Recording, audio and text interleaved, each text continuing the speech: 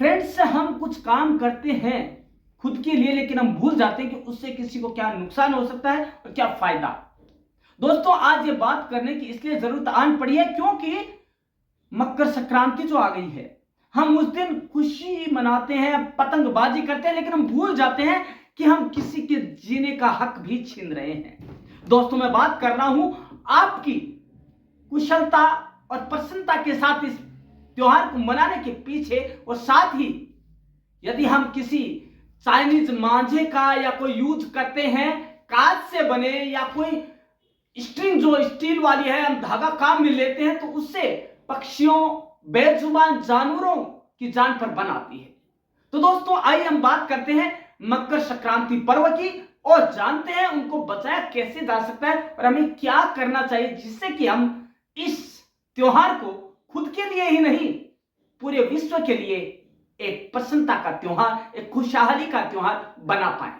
दोस्तों, मकर संक्रांति का वैज्ञानिक और धार्मिक महत्व भी है, जो कि भारतीय नहीं पूरे दुनिया भर का महापर्व है। दोस्तों, बात आती है मकर संक्रांति का मतलब क्या है। मकर एक राशि है हमारी, जो जिसके हम सनसाइन बोलते हैं। सूर्य का एक राशि से दूसरी राशि में जाना संक्रांति कहलाता है, और मकर एक राशि है, मतलब इस दिन सूर्य है वो अन्य राशि को छोड़कर मकर राशि में प्रवेश करता है, और वह धनु राशि को छोड़कर मकर राशि में प्रवेश करता है। इसका नाम इसलिए क्या है, मकर संक्रांति, मतलब धनु को छोड़कर मकर राशि में प्रवेश कर जाता है।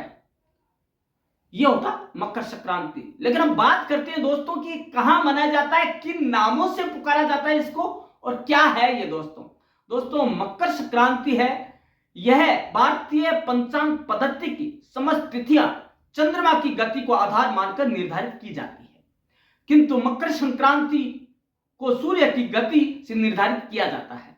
मकर संक्रांति हिंदुओं का प्रमुख पर्व है और इसे संपूर्ण भारत और नेपाल के सभी प्रांतों में किसी न किसी रूप में मनाया ही जाता है।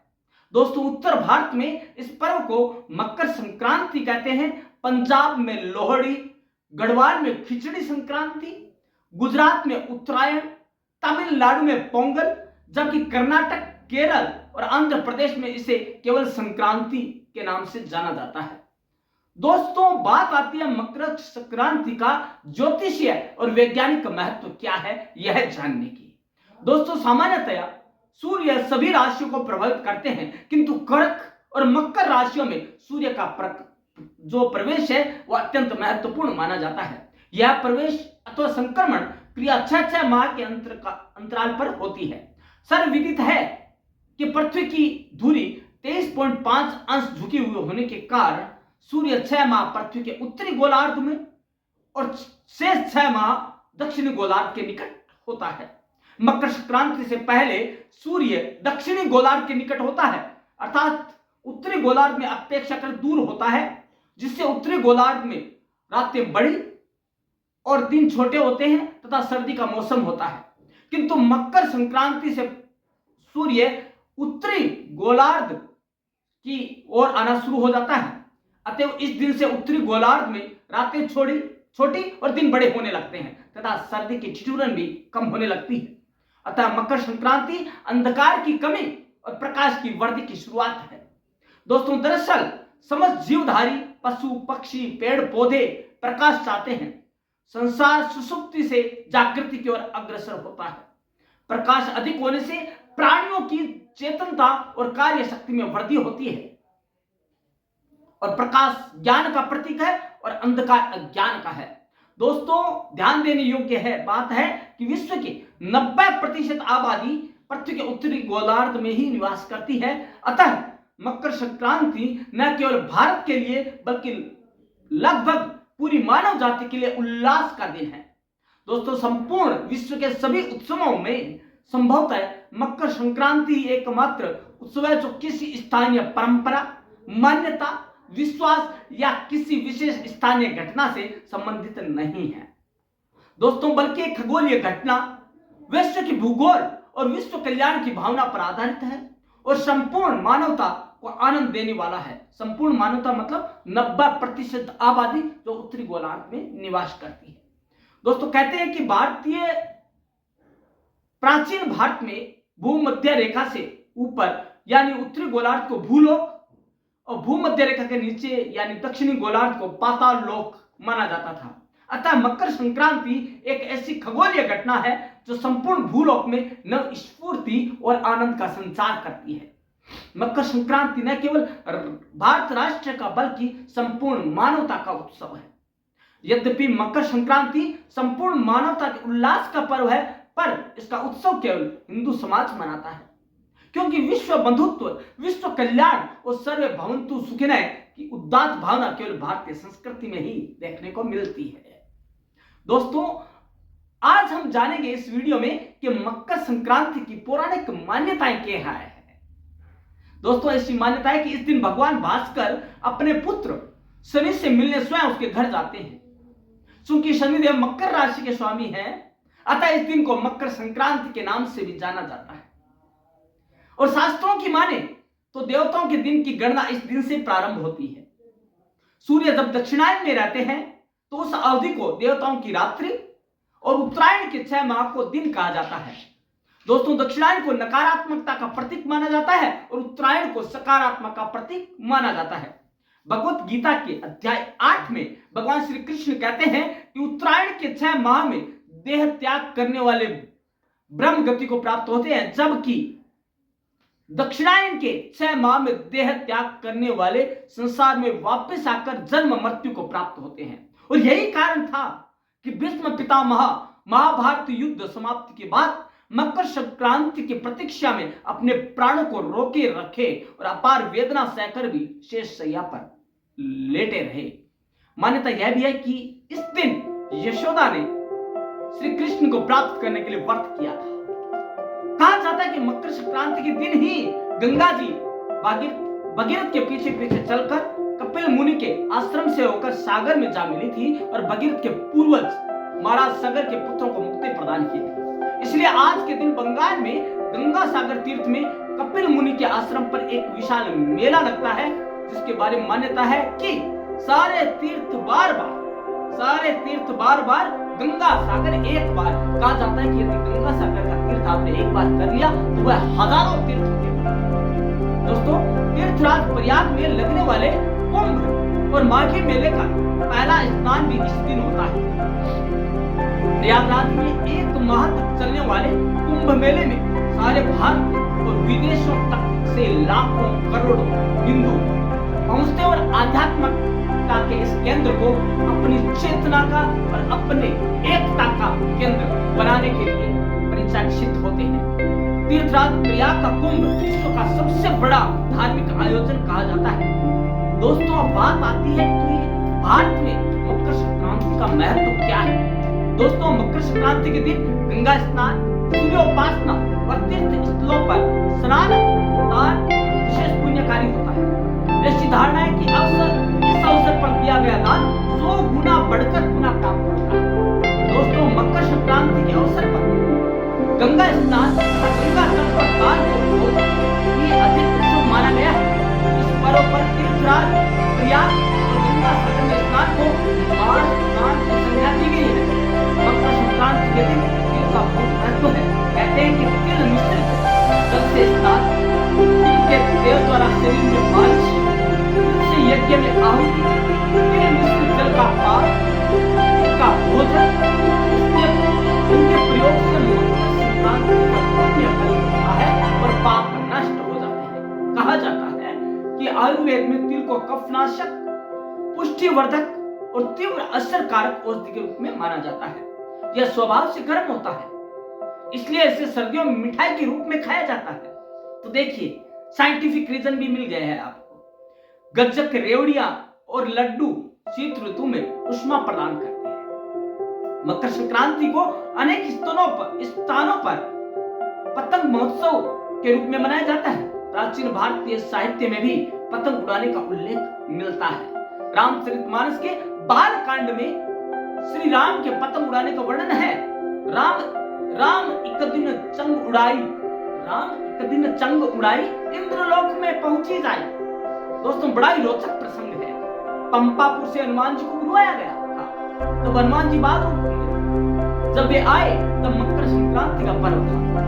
संभवतः इसीलिए भारत के अनेक नगरों में मकर संक्रांति को पतंग उड़ाने की परंपरा है। क्या एक सुंदर वर्णन है कि राम एक दिन चंग उड़ाई, इंद्रलोक में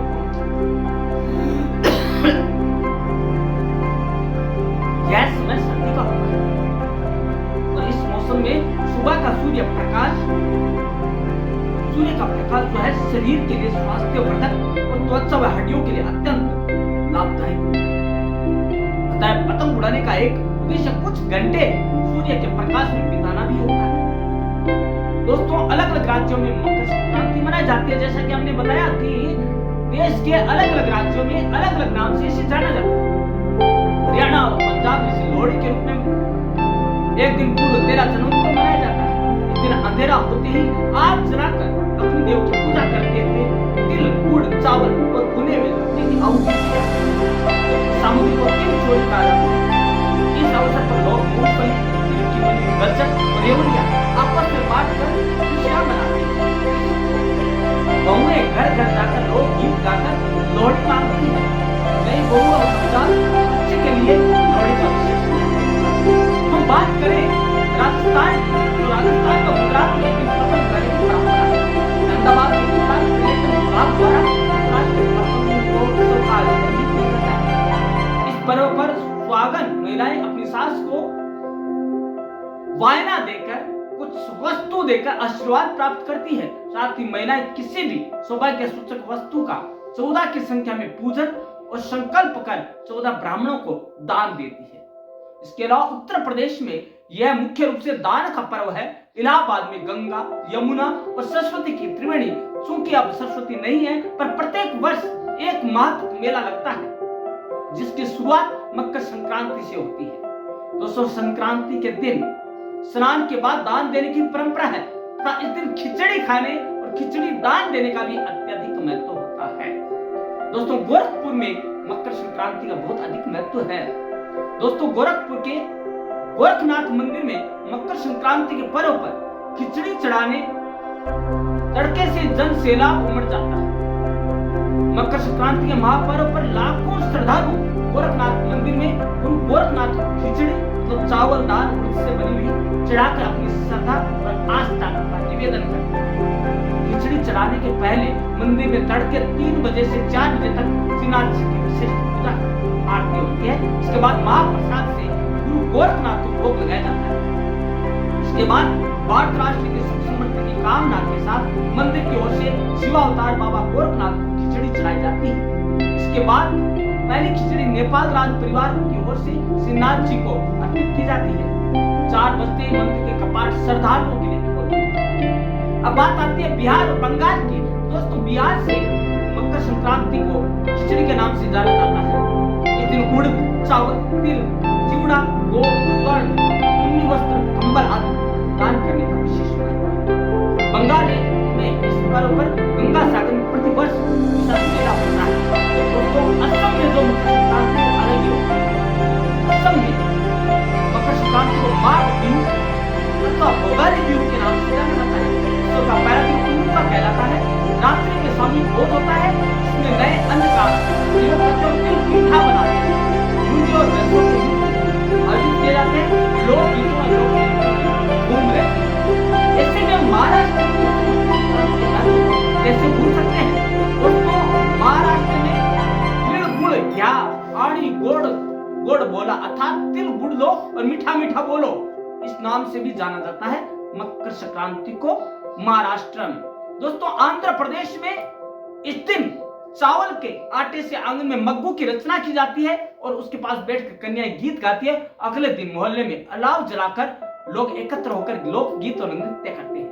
तमिलनाडु में मकर संक्रांति पोंगल के रूप में 4 दिन तक मनाया जाता है और इस दिन बड़े ही चाव के साथ स्नान करके खुले आंगन में मिट्टी के बर्तन में नई फसल के चावल और गन्ने के रस की पोंगल खीर बनाई जाती है। इसके बाद सूर्य देव को नैवेद्य चढ़ाया जाता है। इसके बाद खीर को प्रसाद के रूप में बांटा जाता है। उस दिन पशुओं को सजाते हैं और इस दिन तमिलनाडु का प्रसिद्ध खेल जल्लीकट्टू होता है। दोस्तों ऐसा ही यदि हम नेपाल की बात करें तो नेपाल में मकर संक्रांति को माघी संक्रांति, सूर्योत्तरायण और थारू समुदाय में माघी कहा जाता है। दोस्तों इस दिन नेपाल सरकार सार्वजनिक छुट्टी देती है, जैसा कि 14 जनवरी को हमारे राजस्थान में जयपुर में भी होती है। दोस्तों मकर संक्रांति को संपूर्ण भारत में नहीं पूरे विश्व में मनाया जाता है और ये भारत का एक राष्ट्रीय पर्व भी है। पर्व एक है पर इसको मनाने की परंपराएं अलग अलग है। इस पर्व के माध्यम से भारत की संस्कृति और सभ्यता की झलक विविध रूपों में दिखाई देती है। दोस्तों हम बात करें कि इससे जुड़ी हुई महत्वपूर्ण बातें क्या है, क्या क्या खास कार्य होते हैं, जान लेते पहले है क्यों कहते हैं इसे मकर संक्रांति। तो हमने जाना मकर में से राशि, संक्रांति मतलब सूर्य का धनु राशि से मकर राशि में प्रवेश मकर संक्रांति कहलाता है। बाद में आता है इस दिन से सूर्य होता है उत्तरायण। दोस्तों चंद्र के आधार पर पहाड़ के दो भाग होते हैं, कृष्ण पक्ष और शुक्ल पक्ष। इसी तरह सूर्य के आधार पर वर्ष के दो भाग हैं, उत्तरायण और दक्षिणायन। इस दिन सूर्य उत्तरायण होता है। उत्तरायण अर्थात दिन से समय से धरती का उत्तरी गोलार्ध सूर्य की ओर घूम जाता है, उत्तरी से सूर्य निकलने लगता है, ये होता है उत्तरायण। उसके इस पर्व का भौगोलिक विवरण होता है तो 23.5 डिग्री अंश पर झुकी हुई है और सूर्य की परिक्रमा करती है। तब वर्ष में 4 स्थितियां ऐसी होती है तो सूर्य की सीधी किरणें इस मार्च 23 सितंबर को विषुवत रेखा, 21 जून को कर्क रेखा और 22 दिसंबर को मकर रेखा पर पड़ती है। वास्तव में चंद्रमा के पथ को 27 नक्षत्रों में बांटा गया, जबकि सूर्य के पथ को 12 राशियों में बांटा गया है। भारतीय ज्योतिष में इन 4 स्थितियों को 12 संक्रांतियों में बांटा गया है, जिसमें से 4 संक्रांतियां प्रमुख है, वे है मेष, तुला, कर्क और मकर संक्रांति। अब बात आती है कि फसलें लहलाने लगती है इस दिन से बसंत ऋतु की शुरुआत होती है और यह पर्व संपूर्ण अखंड भारत में फसलों के आगमन की खुशी के रूप में भी मनाया जाता है। खरीफ की फसलें कट चुकी होती है और खेतों में रबी की फसलें लहला रही होती है। खेत में सरसों के फूल मनमोहक स्थिति पैदा करते हैं। अब हम जानते हैं पर्व का सांस्कृतिक महत्व क्या है। इसे हमारे भारत में अलग अलग नाम से जाना जाता है। उत्तर भारत में इसे लोहड़ी, खिचड़ी पर्व, पतंगोत्सव आदि कहा जाता है। मध्य भारत में इसे संक्रांति कहते हैं। मकर संक्रांति, उत्तरायण, माघी, खिचड़ी आदि नामों से जाना जाता है, जबकि दक्षिण भारत में यह पोंगल के रूप में मनाया जाता है। अब बात आती है तिल और गुड़ के लड्डू और पकवान खाने की क्या जरूरत है। दोस्तों जैसा कि हमने जाना कि हमारे जो आयुर्वेद में है तिल को गर्म तासीर का माना जाता है और तिल खाने से सर्दी के अंदर गर्मी का एहसास होने लगता है। इसलिए तिल से बनी हुई मिठाइयाँ और लड्डू और तिल की पापड़ी भी खाई जाती है। दोस्तों इसके अलावा स्नान, दान, पुण्य और पूजा का भी अपना महत्व है। कहते हैं कि इस दिन यदि घाटों पर दान पुण्य किया जाए तो उसका दान पुण्य 200 गुना होकर आपको पुनः प्राप्त होता है। फिर आती है बात पतंग महोत्सव। दोस्तों यह पर्व पतंग महोत्सव के नाम से भी जाना जाता है। दोस्तों पतंग उड़ाने के पीछे मुख्य कारण है कुछ घंटे सूर्य के प्रकाश में बिताना। यह समय सर्दी का होता है। इस मौसम में सुबह का सूर्य का प्रकाश शरीर के लिए उत्साहवर्धक, स्वास्थ्यवर्धक, त्वचा और हड्डियों को मजबूत और लाभदायक बनाने के लिए होता है। अतः उत्सव के साथ ही खेल का भी लाभ मिलता है। बात करते हैं अच्छे दिन की शुरुआत। भगवान श्री कृष्ण ने भी उत्तरायण का महत्व बताते हुए गीता में कहा है उत्तरायण मास के शुभ काम में सूर्यदेव उत्तरायण होते हैं और फिर प्रकाशमय रहती है।